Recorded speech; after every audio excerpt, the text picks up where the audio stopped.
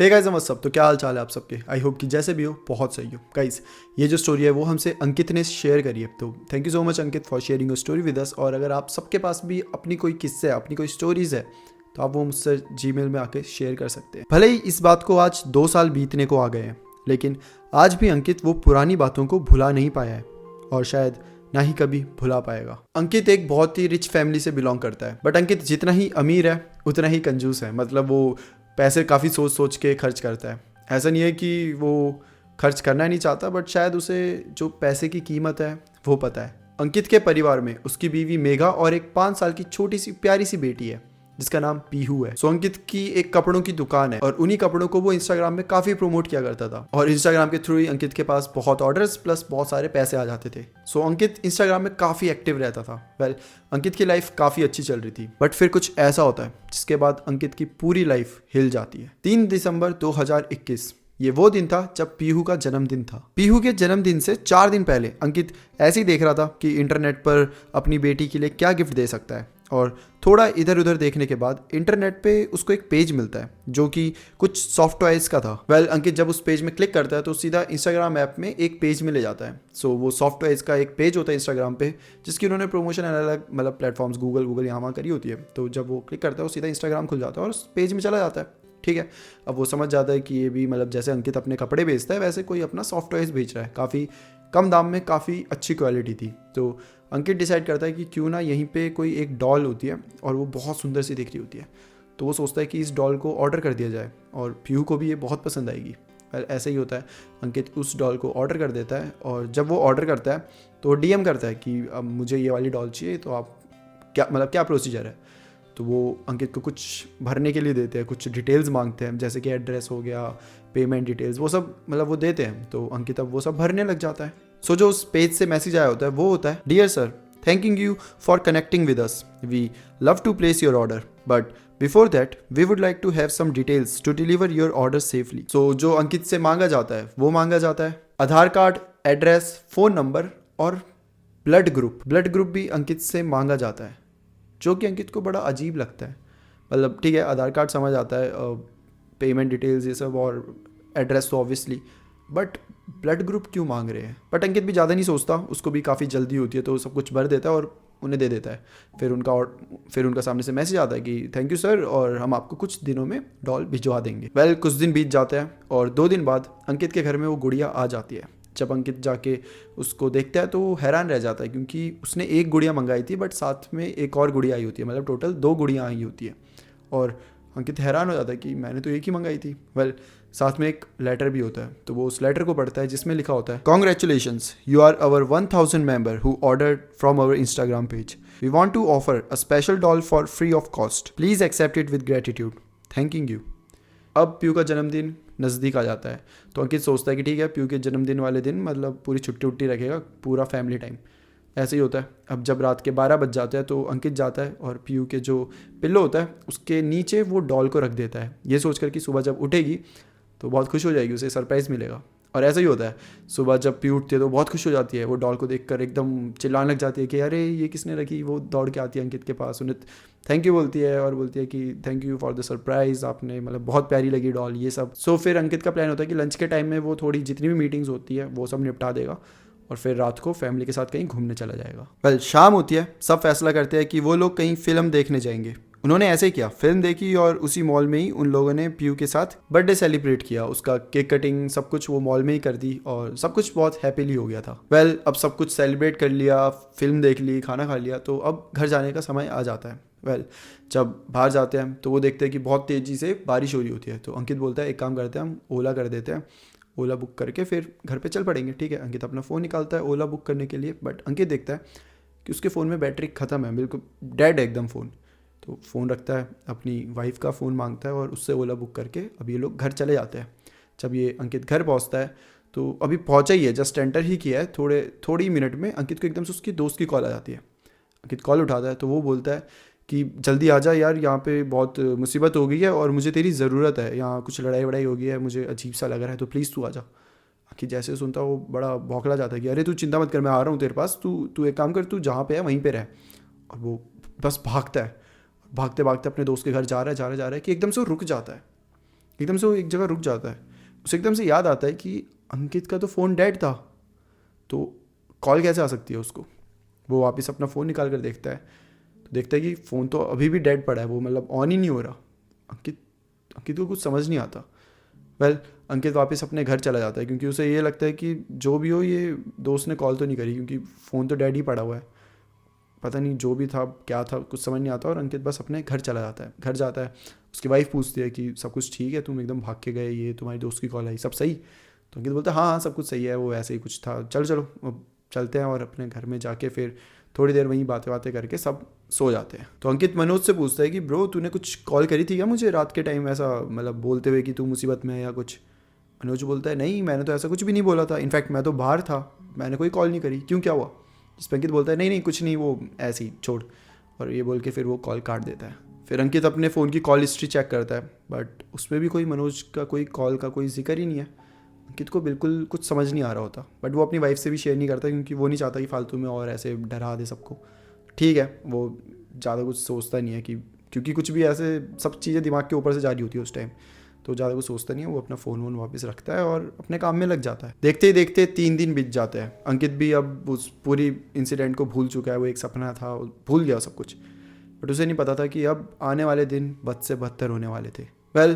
वो भी नॉर्मल शाम की तरह ही थी। अंकित नॉर्मली दुकान में पूरा काम करने के बाद वापस घर आया होता है, रात हो गई होती है। अब घर में जैसे एंटर करता है, उसको एंटर करते ही पीहू की बड़ी जोर जोर से हंसने की आवाज़ें आ रही होती है। वैसे तो अंकित का पूरा दिन बहुत थकावट भरा था, दिमाग में काफ़ी टेंशन चल रही थी, यहाँ वहाँ का स्ट्रेस, बट अपनी बेटी की हंसने की आवाज़ सुनकर मानो कि उसकी लाइफ एकदम एकदम सॉर्टेड हो गई। उसको जितनी भी टेंशन थी गायब हो गई, जो भी थकावट थी सब गायब हो गई, और वो भी खुशी खुशी हंसता हुआ अपनी बेटी के पास जाता है। बेटी ऐसी हंस रही होती है तो उसके ऐसे सर पे थोड़ा हाथ फेरता है, फिर चला जाता है फ्रेश होने। जब वो फ्रेश होके बाहर आता है तो मेघा ने पहले ही पूरा खाना लगा दिया होता है, तो सब आते हैं, बैठते हैं आराम से, और ऐसे ही बातें कर रहे हैं आपस में। और बातें करते करते पीहू अंकित को एक बात बताती है। पीहू बताती है कि पापा आपको पता है आज क्या हुआ। अंकित पूछता है क्या हुआ बेटा। पीहू बताती है कि आज ना मैं डॉल के साथ गेम खेल रही थी और मैं जीत भी गई, और वो भी 2 बार। अंकित बोलता है कि अच्छा क्या गेम खेल रही थी आप। तो पीयू बताती है कि मैं ना आई कांटेक्ट वाला गेम खेल रही थी डॉल के साथ। अंकित बोलता है कि बट बेटा वो तो डॉल है, वो तो आंखें झपकाएगी नहीं अपनी। पीयू बोलती है नहीं पापा ऐसा नहीं है, वो तो बहुत बार हारी है मेरे से गेम, पता है बहुत बार उसने अपनी पलकें झपकाई है, और उसने पलकें झपकाई तभी तो मैं जीती ना पापा, क्या यार आप भी। पीयू तो ये एकदम हंस हंस के बता रही है, बट अंकित की ये सुनते ही धड़कनें तेज हो जाती है एकदम से। मेघा ने तो इस बात को मजाक में उड़ा दिया था, बट अंकित जो भी उसके साथ पिछले कुछ दिनों से हो रहा है, अब उसे ये मतलब मजाक नहीं लग रहा था, वो इस चीज़ को सीरियसली ले रहा था। और उसे ये चीज़ें समझ आ रही थी कि जब से गुड़िया हमारे घर में आई है कुछ ना कुछ अजीब हुए जा रहा है। बिजनेस में लॉस होना, एकदम से वो मनोज की कॉल आना, अब पीयू का बताना कि वो पलकें झपक रही है, ये सब कोइंसिडेंस तो नहीं हो सकता। अंकित जल्दी से जाता है, खाना वहीं छोड़ देता है और हाथ वाथ धो के अपने रूम में चला जाता है। जब मेघा भी वहाँ पर जाती है तो अंकित ऐसे ही मेघा से बातों बातों में पूछता है कि तुम्हें क्या लगता है पीयू जो आज बोल रही थी वो सच है क्या। जिस पे मेघा बोलती है कि अरे नहीं वो तो बच्ची है यार 6 साल की, कुछ भी कहानियाँ बनाती रहती है वो, तुम उस पर ध्यान मत दो, सो जाओ तुम। और ये बोलकर मेघा भी सो जाती है। जैसे जैसे दिन बीतते गए वैसे वैसे मेघा ने भी कुछ चीज़ें नोटिस करना चालू कर दी थी जो कि बड़ी अजीब थी। जैसे कि बाथरूम का नल का एकदम से रात को खुल जाता था फुल फोर्स में, जबकि उसे कितना भी बंद कर दो एकदम रात को खुल जाएगा, सब एकदम से सबकी नींद उठ जाएगी। मेघा जाकर देखेगी तो नल का पूरी फोर्स में मतलब खुला पड़ा है, पानी बह रहा है, वो बंद कर देगी नल का, आएगी थोड़ी देर बाद फिर से वो खुल जाएगा। कभी कभी उसे ऐसे आवाज़ें आती थी जैसे कि पीहू किसी से बातें कर रही है एकदम रात को। ये सोते कैसे थे, मेघा यहाँ सो रही है ठीक है, पीहू बीच में सो रही है और अंकित यहाँ पे सो रहा है, तो अंकित और मेघा के बीच में पीहू सोती थी। बट एकदम जब रात को कभी कभी मेघा उठती थी तो वो देखती थी कि पीहू वहाँ है ही नहीं। पीहू तो नीचे ज़मीन में बैठी हुई है और हंस रही है या फिर किसी से बातें कर रही है, और हमेशा उसके हाथ में वो गुड़िया है। तो मेघा को भी ये चीज़ें अब नोटिस होने लग गई थी। तब उन्होंने डिसाइड किया कि हमें एक बाबा जी को दिखा देना चाहिए, क्योंकि जो भी हो रहा है वो नॉर्मल तो नहीं है। अगले दिन जैसे बाबा जी घर में आते हैं, वो आते ही बोल देते हैं कि कुछ तो है इस घर में। वो आते हैं और घर के एकदम बीच में एक आईने का टुकड़ा रख देते हैं, शीशे का टुकड़ा रख देते हैं, और उसके अगल बगल ऐसे धागा बांध देते हैं गोल में फिर उस शीशे के ऊपर वो पीले कलर का कुछ कपड़ा रख देते हैं जिसके अंदर ऑलरेडी कुछ चीज़ें थी, और फिर वो रखने के बाद वो उत्तर की दिशा में बैठकर कुछ मंत्र बोलने लग गए। मंत्र पढ़ते पढ़ते थोड़ी ही देर हुई होगी कि बाबा ने एकदम से बोला कि बेटा अंकित, तुम्हारी बेटी के रूम में 2 गुड़िया है, उन्हें मेरे पास लेकर आ। अंकित ऐसे करता है, वो जाता है पीयू के रूम में जाता है, वहाँ पे जो 2 गुड़ियाँ होती हैं उन्हें उठाकर वो बाबा जी के पास ले आता है। जैसे वो लेकर आता है, बाबा जी उन गुड़ियों को एक लाल कलर का कपड़ा होता है उसमें पूरा बांध देते हैं जोर से, और उन्हें ऐसे जोर से ऐसे दबाते हैं और मंत्र पढ़ने लग जाते हैं।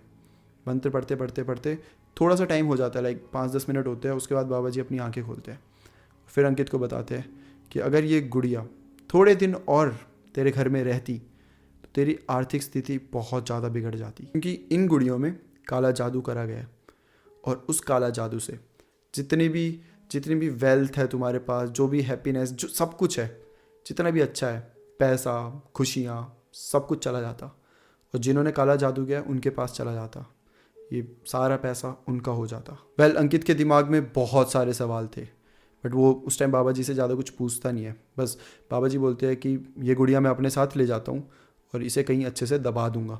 तो ऐसे ही होता है, बाबा जी उन गुड़ियों को वहाँ से ले जाते हैं। अंकित बाबा जी को धन्यवाद करता है, और उस दिन के बाद से सब कुछ नॉर्मल था। अंकित के दिमाग में हमेशा से एक सवाल था कि आखिर कैसे, उन्हें कैसे पता कि मैं इतना अमीर हूँ, उनके पास तो लाखों कस्टमर आते होंगे, क्या वो सब पे जादू करते थे? लगता तो नहीं, सब पे तो नहीं कर सकते, चांस ही नहीं है, तो मैं ही क्यों?